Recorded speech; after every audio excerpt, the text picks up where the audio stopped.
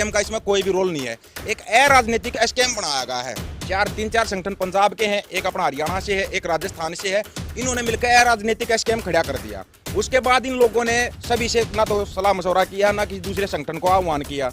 हरियाणा में तो मेरे को नहीं लगता कि इतना बड़ा आंदोलन खड़ा हो पाएगा। सेटिंग की हुई है। सेटिंग तो पहले भी होती आई है और सेटिंग आगे भी होती रहेंगी, लेकिन अब की बार ये आंदोलन खड़ा नहीं हो पाएगा। राम राम जी, सारे दर्शकों ने मैं दीप सिंह, आप सबका स्वागत है हमारे यूट्यूब चैनल बोल खबर बोल। इस टाइम भाई 13 तारीख ने जो कॉल दी गई है, एसकेएम बोला जा रहा है, मतलब दोबारा से दिल्ली कूच की तैयारी की जा रही है। तो बातचीत कराएंगे किसान आंदोलन में सक्रिय रहने वाले दीपक फौजी भाई तय। सबसे पहले अपने चैनल में स्वागत करा। राम राम भाई साहब। भाई राम राम। और ठीक हो? हाँ, कति बढ़िया भाई। भाई साहब 13 तारीख को क्या कुछ ऐलान कर दिया है? ये ऐसा है, देखो वैसे तो हजारों संगठन है, किसान संगठन हमारे देश के अंदर।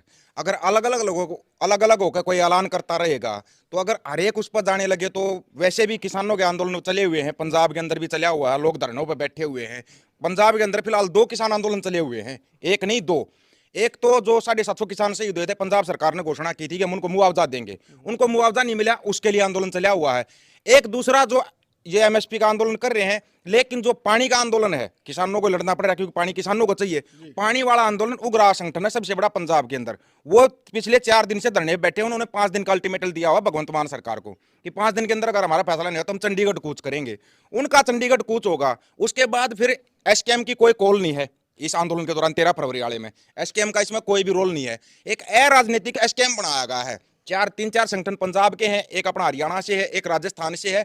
इन्होंने मिलकर अराजनीतिक एसकेएम खड़ा कर दिया। उसके बाद इन लोगों ने सभी से ना तो सलाह मशवरा किया, ना किसी दूसरे संगठन को आह्वान किया। ये चल रहे हैं भाई, एक चेहरा चमकाव आंदोलन हम इसको बोल सकते हैं। एमएसपी का आंदोलन तो हम इसको नहीं बोल सकते।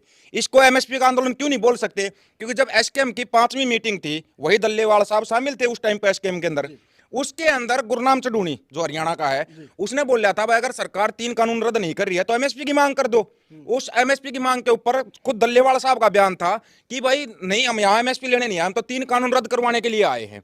उस समय तो इन्होंने एमएसपी की मांग को इग्नोर कर दिया था, जबकि उस समय पर दिल्ली बैठे हुए थे, किसान दिल्ली पहुंच गए थे।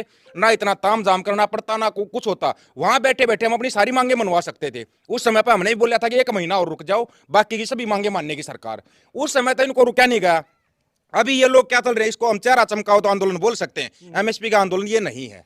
अब की बार नहीं तो बड़े नेता के जो किसान नेता बोले जा रहे हैं, गुरनाम सिंह चढ़ूनी, राकेश टिकैत, उग्रा जैसे संगठन है, वो है ही नहीं अब की बार। वो इसलिए नहीं, इन्होंने किसी से बात ही नहीं की है। ना तो इन्होंने जोगेंद्र सिंह उग्रा से बात की है, ना इन्होंने गुरनाम चढ़ूनी से बात की है, ना राकेश टिकैत से बात की है। ये अपने आप से कोई नया आंदोलन खड़ा कर रहे हैं। ये तो अब जनता को सोचना पड़ेगा।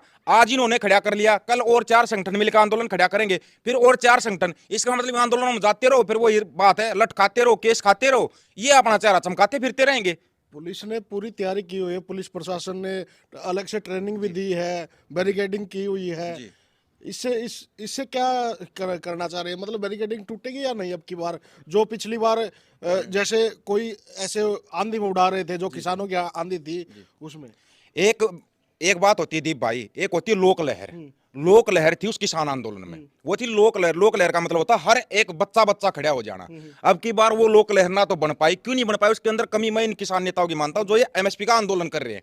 ना तो उन्होंने किसी से बातचीत की है, अपने आप बस लगे रहे हैं कि हम कितना वो कर सकते हैं, हमारे अंदर कितनी पावर है। ये पावर देखने का समय नहीं होता। अगर आपको पावर देखनी तो पहले जनता से बात तो करो, बताओ तो, लोगों को समझाओ कि भाई हम ये आंदोलन, पिछला आंदोलन उसके लिए कम से कम 6 महीने पहले तैयारी की थी। ये लोग बगैर तैयारी के कोई आंदोलन कभी नहीं होता। रही बात प्रशासन की, प्रशासन तो अपना, चाहे आप एक छोटा सा आंदोलन भी करोगे ना, प्रशासन तो उसको भी रोकने के लिए आएगा। वो प्रशासन की ड्यूटी होती है, प्रशासन अपनी ड्यूटी करता है। कौन करा रहा है ये अब किसी का लगा लो, अब सरकार ले लो, सरकार के पास कोई मुद्दा तो है नहीं।